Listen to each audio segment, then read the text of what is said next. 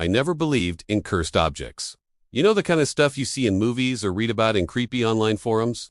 I always thought it was just overactive imaginations, people looking for a thrill.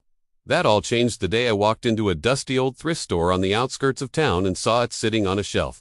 The Lububu Doll. It looked so innocent at first glance, a small, porcelain figure with a sweet, painted-on smile, big button eyes, and a frilly pink dress that looked like it belonged in a different era. I figured it would make a quirky decoration for my bookshelf. A conversation starter. I had no idea what conversation it would actually start.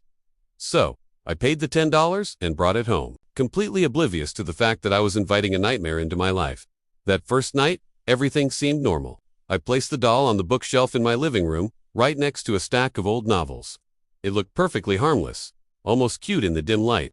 I went to bed around midnight and fell asleep pretty quickly. Then, around 3 a.m., I was woken up by a sound. It was a faint, shuffling noise coming from the hallway. Tiny footsteps, almost like a small animal scurrying across the hardwood floor.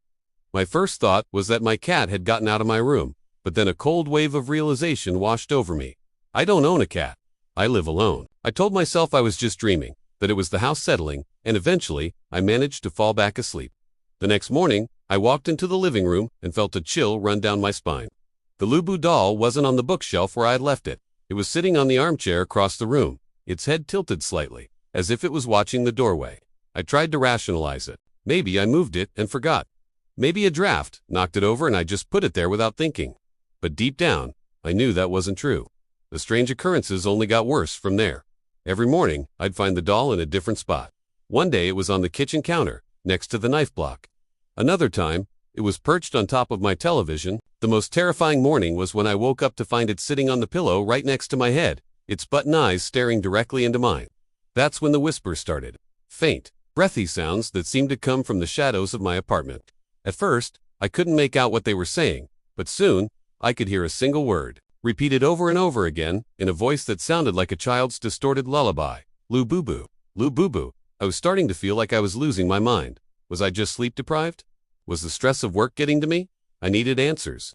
So, I turned to the one place I thought might have them, the internet. I typed haunted Lububu doll into a search engine, not really expecting to find anything, but my screen was immediately flooded with results. Dozens of posts on Reddit, paranormal forums, and even eBay review sections, all from people who had bought the same doll. Their stories were eerily similar to mine. They all wrote about the doll moving on its own at night, about the strange noises, the faint whispers. Some claimed the doll would whisper their own names. As I scrolled deeper, the posts became more frantic, more desperate. Then I found one thread that made my blood run cold. It was from a user who had been documenting their experiences with the doll for weeks. Their last post was an update, saying they were going to set up a camera to catch it in the act. After that post, their account went completely silent. They never posted again. Despite what I read, I felt like I had no other choice. I had to know for sure. I had to have proof that I wasn't going crazy.